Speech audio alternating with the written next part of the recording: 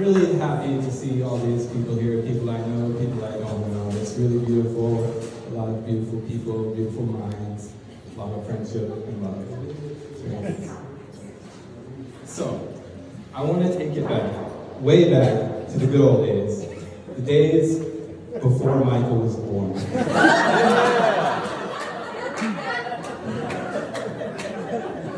Which technically, according to his brothers, is just anything that happened more than like 5 or 10 years ago. Like, yo Michael, remember Nadok's wedding? Oh wait, my bad. That was before you were born. See how that works? Yeah. Anyways, I want to go all the way back to early 1992. All was well at the Berg family home. We had Nathan, the oldest, leading the way, forging a path through childhood. We had Taylor, the middle child, doing, well, Taylor things. Then there was me, the youngest. The littlest, the baby.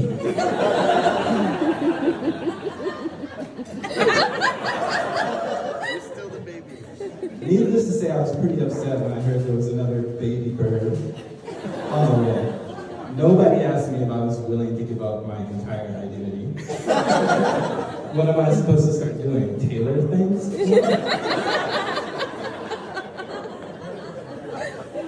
Sure enough, as soon as my parents got home from China with our newly adopted blonde-haired, blue-eyed brother,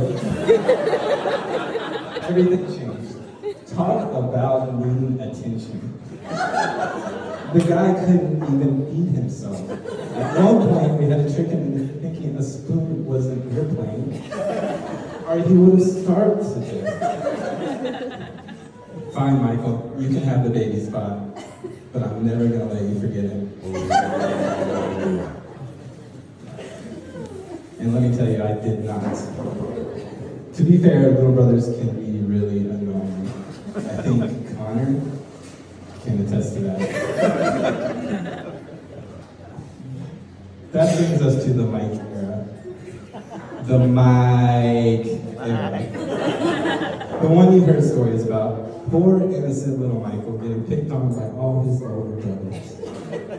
And by the way, also picked on each other, and also fought each other physically with tooth marks and claw marks and stab wounds to prove it. Michael was spared most of that, at least, being the baby. Well, besides the occasional atomic wedgie and swirly, but I'm pretty sure we convinced him that was a right thing to do. There was also the patented Super Mike pen. designed and executed by yours truly. This is where I would put his legs back behind his head. He's on the ground, on his back, legs back behind his head. I would cross his arms over the top of the legs, and then I would put my knees on his hands just perfectly and beautifully, holding everything in place together. This, of course, left my hands free to do, wet willy, tickle, torture, anything really. Harmless fun, harmless fun.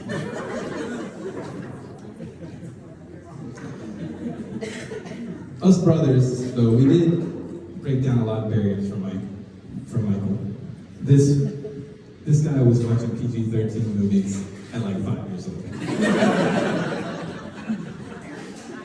We went as a family to see Titanic when it came out in theaters in 1997. Mike, this was technically before you were born, but Michael told us he covered eyes besides some of the scary parts. So we asked him about, the part with the boobs. His little face just lit up and he said, "Oh no, I watched that part." Yeah, right. Innocent little Mike.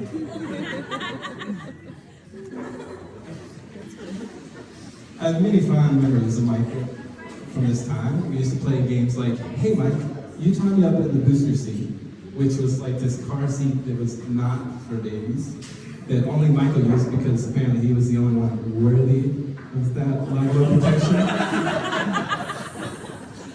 anyway, the game was, hey Mike, you tie me up in this booster seat, and we'll see if you can get out. And then I'll tie you up and see if you can. Oh, you can't get out. Well, seeing as we're already on the trampoline, we have this little bouncy around a little bit. I really hope, Michael, that you learned a valuable lesson life lesson from that. I'm not sure what it was, but there's gotta be something there. Moving on, we enter Mike's cool era. Not to us brothers, come on. That didn't happen for until much later.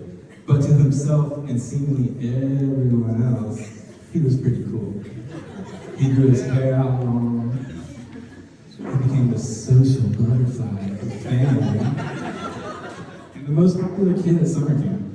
This is the I'm just going to listen to the Beach Boys' greatest hit CD on repeat for an entire 8-hour car ride so I don't have to listen to y'all. But this is when Michael really came into his own. Somehow he got his hands on a Lil Bega CD, which I'm not convinced had more than one song on it. The infamous Mamba Number 5. Now the brothers, we didn't think this was a cool song. But for some reason he didn't care. He would just shut his door, crank up the stereo, and blast it loud enough for the whole house to hear over and over and over again. I guess it was his version of Michael wrote your Rose for me. At this point, writing my speech around 11 a.m. this morning, I looked up. That's when that song came out for reference, and I realized it only made it to 1999 since 2000. Michael is only 7 years old, and somebody decided to schedule a bunch of things for me to do today during prime speech writing time.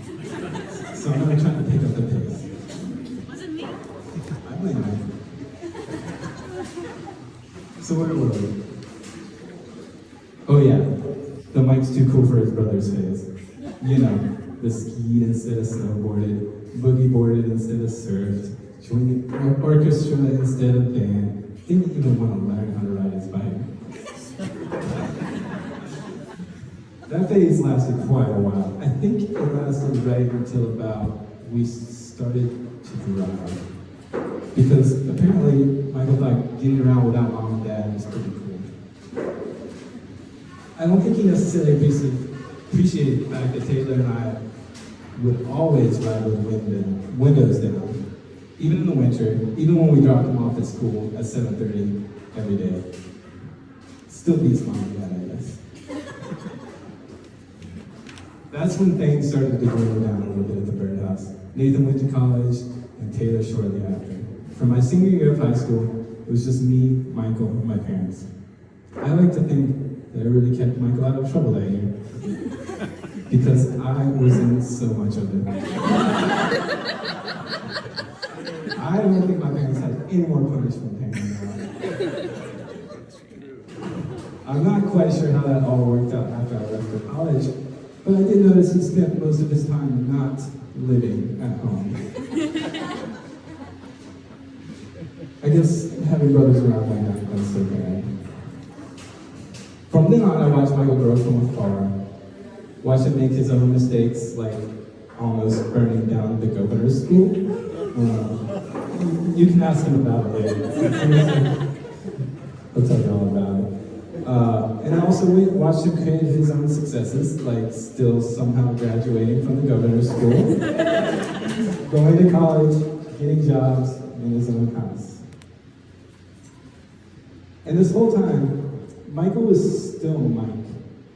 Not to anyone else, but to his brothers. And he didn't want to be, but to his brothers, he was still Mike.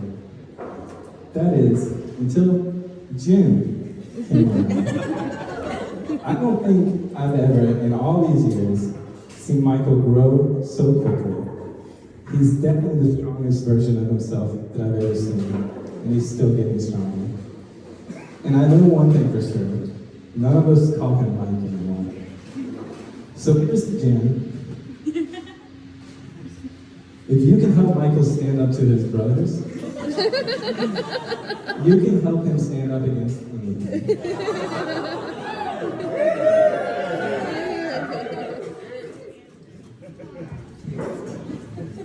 And Michael, I will always be 5 years older than you, but I think I stopped being 5 years wiser a long time ago.